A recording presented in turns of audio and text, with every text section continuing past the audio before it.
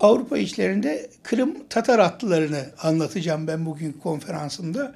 Ki yurt dışında çok uzun zaman görev yapma şansım oldu. Bu esnada gittiğim her yerde bizim Kırım Tatarlarından kalma eserleri, fotoğrafları, müzedeki envanterleri vesaireye elde etmeye çalıştım her zaman. Ve bunları bir araya getirdiğimde Avrupa işlerinde Kırım Tatar atlılarının çok büyük bir namı olduğunu, Osmanlı ordusunun da çok hızlı hareket eden ve vurucu unsurlarının tamamen Kırım Tatarlarından oluştuğunu, Kameniçe Kalesi'nde, Uyvar Kalesi'nde, Viyana kuşatmasında, Mohaç Ovası'nda ve her tarafta, İç Macaristan'da, Prusya'da ve Rusya işlerinde Kırım Tatarlarının, süvarilerinin vurucu güç olarak dünyaya çok uzun yüzyıllar kök söktürdüğünü, oralarda hakimiyet kurduğunu gördüm. Kırım Talebe Cemiyeti'nden yıllar önce Türkiye'ye gelenler Kırım Türklerinin asıl unsurlarıyla veya tarihiyle ilgili çok az bilgiye sahiplerdi. Ve bunlar Türkiye'de bu araştırmalar sonrasında bunlara ulaşmışlardı. Ve Kırım'da biz Milli Cumhuriyetimizi kurarken, Kırım Tatar Milli Cumhuriyeti'ni kurarken bu Kırım Tatar Talebe Cemiyeti'ndeki Numan Çelebi Cihanlar, Cafer Seyyid Ahmetler ve diğerleri kendi milletlerinin tarihlerini bir parça anlatmaya çalışıyorlardı kendi insanlarına. O Rus zulmünden sonra yeniden var olmayı sağlıyorlardı. Birazcık ben de Avrupalı'nın gözünden bugün Kırım Tatar atlılarını, Avrupalı'nın gözünden Kırım Tatarlarının Avrupa'da neler yaptığını, Osmanlı tarafından özellikle İkinci Viyana kuşatmasıyla ön plana çıkarılırken Kırım atlılarının İkinci Viyana kuşatmasında da ve Viyana kuşatmasına kadar da çok büyük yararlılıklar gösterdiklerini, hangi muharebelerde hangi kritik görevleri aldıklarını bir parça anlatmaya çalışacağım. Ben bir iktisat öğretim üyesiyim. İktisatçı olduğum için sosyal bilimciyim. Bir sosyal bilimci adabıyla bu konuları çalışsam da sonuç itibariyle bir tarihçi değilim. Ama üniversite öğrenciliğim esnasında da tarihin çok içindeydim. Çok önemli tarihçi akademisyenlerle beraber oldum. Onların rahleyi tedrisinden geçtim. Amatörce bile yapsam bunun bir bilimsel temeli gene de var diyeyim ben size. Ki bunları defalarca kendi tarihçi akademisyen, profesör arkadaşlarımla sohbet ettiğimde birçoğunu onlar benden belgeleyerek aldılar. O kadar ki Kanuni'nin kabrinin bulunmasına kadar neredeyse biz onlara ön ayak olduk. Çünkü bizim tarihçilerimiz oturdukları yerde tarih yaparlar. Kaynak okurlar, yaparlar. Fakat yerine gittiğiniz zaman o okuduğunuz kaynakla bilgi tamamen örtüşür gibi. Bunları bilimsel temele de dayandığını söyleyebilirim. Çok seferler, çok farklı şekillerde konferanslar verdim. Özellikle Viyana'da Türkler, birinci ve ikinci Viyana kuşatmasının oluşuyla ilgili gerek Avusturya'da gerekse Türkiye'de konferanslar verdim ki Avusturyalı tarihçilerle ve Türkiye'deki tarihçilerle, bu konuyla ilgili çalışan tarihçilerle de çok fazla teşvik mesaim oldu. Yani benim hobim mesleğim kadar ileridedir diye arz etmek mümkün. Avrupa'da Kırım Tatarlarını biliyorlar mı? Avrupa'da Kırım Tatarlarını bilmemeleri mümkün mü? Konferansa daha güzel nakledeceğim. Osmanlı ordusu Viyana'yı muhasara eder. Osmanlı ordusu Viyana şehrinde vardır. Ama bir etrafına çıkın. Viyana'nın etrafında Kloster-Neuburg'da, Baden'de, Bad Wislau'da, Tulln'de, Schwehart'ta, şu anda Viyana havaalanının olduğu bölgelerde tamamen Tatar atlıları, Tatar süvarileri yağma yapar ve o bölgelerin tamamı Osmanlı birlikleri tarafından Kırım Tatarlarına temizletilir. Nasıl bilmezler. Ukrayna desek, Ukrayna gayet iyi bilir. Moskova, Rusya hiç Moskova'ya giremediğinde övünür. Biz orayı Altın Ordu devrinde de yol etmişiz Kırım Tatarları olarak. Arkasından Tahtalan Devletgiray devrinde de yol etmişiz. Keza onları da ben olabildiğince Rusların kendi çizimleriyle veya slaytlarıyla göstermeye çalışacağım bugünkü toplantıda. Avrupa Kırım Tatarını bilmiyorsa kendi tarihini bilmiyordur. O cahilliğinden ancak kaynaklanıyordur. Bu demek mümkün. Ona baktığınız zaman bir tehdit olarak görüyor. Hatta söyleyin adını, meşhur Martin Luther Türkler ve Kırım Tatarlarına karşı onların kendi coğrafyalarını yağmalamasına karşı dualar yazmış. Bu dualardan da bir kısmını nakledeceğim ben bugün. Elimde çok fazla materyal var. Belki ilk kitap bir parça Viyana ve Türkler şeklinde bir kitap olacak. Çünkü İkinci Viyana kuşatmasının bütün sorumluluğu bizim Kırım Tatarlarına yüklenip biz tarihte Osmanlı'nın felaketine neden olmuş bir millet gibi gösterilmeye çalışıyoruz.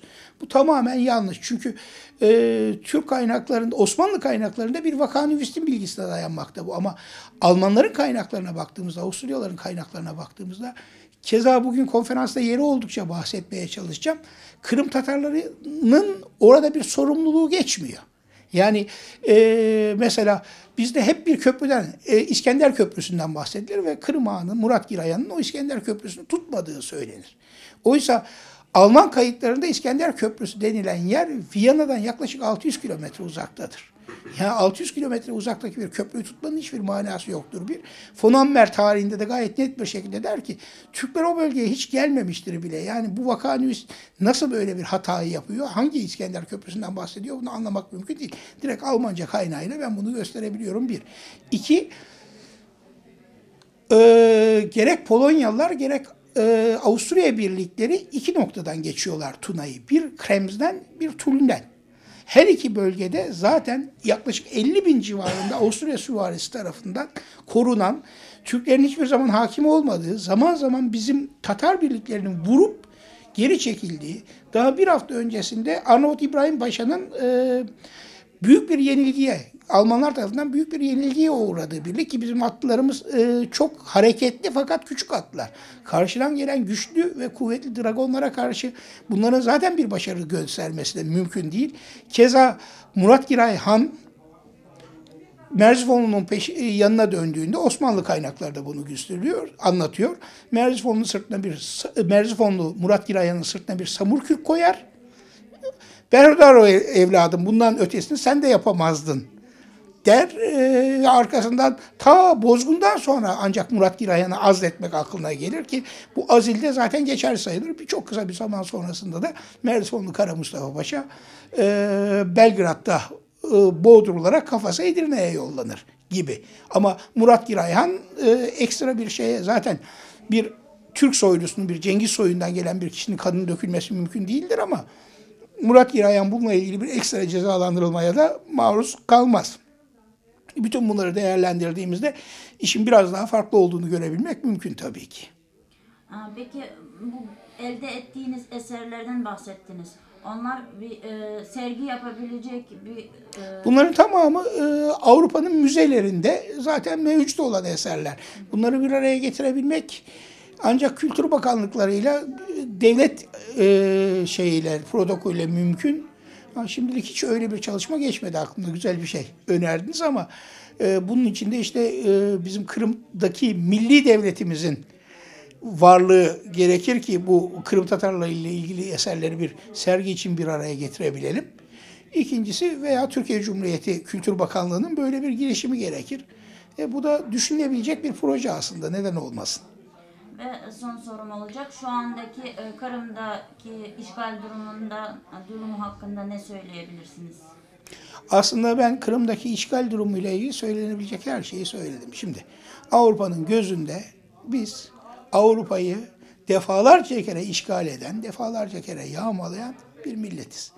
Onlar için Kırım stratejik bir nokta. Kırım Türklerinin vatanı olduğunu bir türlü söyletemiyoruz biz bunlara.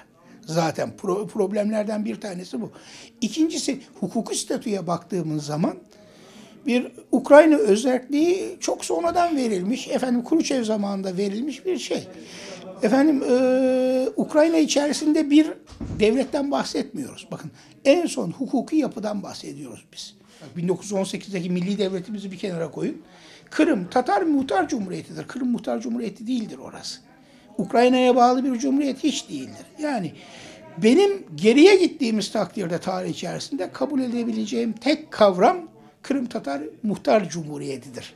Ukrayna'nın içinde bir Kırım Cumhuriyeti de değil, Rusya'nın içerisinde bir Kırım Cumhuriyeti de değil. Bizim bayrağımızı koterdiğimiz, Numan Çelebi Cihanların kurduğu Kırım Tatar Muhtar Cumhuriyeti'dir bizim inancımız demek mümkün. Sizce bunu nasıl elde edebiliriz? Bu çok zor. Ancak mücadelesini ederiz. Ama şöyle düşünelim. İsmail Gasparalı o meşhur mücadelesine başladığında durum bugünkünden çok daha kötüydü. O mücadele, işgalin yaklaşık 100 yıl sonrasındaki o mücadele bir milli devletin kurulmasındaki, nüfus yoğunluğumuzun olmadığı halde bir milli devletin kurulmasına götürdü bizi. Arkasından Türkiye Cumhuriyeti Devleti'ni kuran aydınları yetiştirdi çok önemli ölçüde. Biz bir aydınlanma hareketine girdiğimiz takdirde inanın ki bir 50 yıl sonra, 100 yıl sonra inanmış Türk milliyetçileriyle, Kırım Tatar milliyetçileriyle biz milli devletimizi yeniden kurabiliriz. Bu silahlı mücadele değil ama. İlk etapta silahlı mücadele asla olamaz bu. Bir kültür mücadelesi. Bakın İsmail Gasparalı'nın mücadelesi hiçbir zaman bir silahlı mücadele olmamış. Hep kafa mücadelesi olmuş. Yani biz kültürle işte Avrupa'ya da kendimizi daha iyi anlatırsak, bizim orada milli muhtariyetimizin olduğunu, biz oranın köklü halkı olduğumuzu ve bizim insan haklarının ihlali olduğunu, bizim bölgeden önce sürülmemizin, arkasından vatanımızın işgalini, bunu anlatmaya da başarılı olabilirsek çok daha farklı olacağını düşünüyorum ben. Bizim Avrupa'nın anladığı dille kendini ifade edecek diplomatlarımız yok. Bu diplomatları yetiştirmemiz lazım. Biz Kırım Tatar meselesini Avrupa'ya Rusça ile anlatmaya çalışıyoruz. Karşımızdaki Rusça bilen adam da eski komünist devrin adamı. Yani buna zaten bir şey anlatmamız mümkün değil. Siz ne anlatırsanız anlatın, o Rusça ile kendi bilmek istediği kadarını alıyor oradan. Bir Alman'a Almanca ile, bir İngiliz'e İngilizce ile, bir Fransız'a Fransızca ile biz milli davamızı anlatmalıyız. Ancak o zaman başarılı oluruz bana göre. Peki neden hala Avrupa bizim köklü millet olduğumuzu anlamakta direniyor? Anlamakta direniyor değil. Bizim köklü millet olduğumuzu çok iyi biliyor. Kendi tarihine baktığı takdirde de bunu görüyor. Fakat Avrupa orayı Ukrayna'nın bir parçası, Avrupa Birliği içerisindeki bir Ukrayna'nın parçası olarak görmeyi tercih ediyor. Ama aslında gerçekleri biliyor. Yani kendi kaynaklarına baksınlar. Benim bugün göstereceğim kaynakların tamamı Germenik kaynaklar, Fransız kaynakları, Prusya kaynakları, Polonya kaynakları. Avrupa bunu bilmemesi mümkün mü?